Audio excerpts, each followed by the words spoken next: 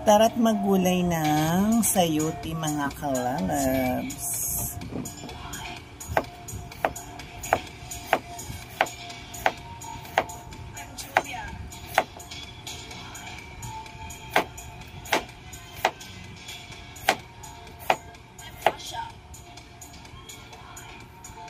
So ito na nga mga kalalabs, nagayat na natin ang ating sayote. Ito na rin ang ating panglahok na giniling na baboy. At handa na ang ating panggisang sibuyas bawang. Yung sili haba, optional lang yan lalabs. Kasi gusto ko lang talaga may anghang.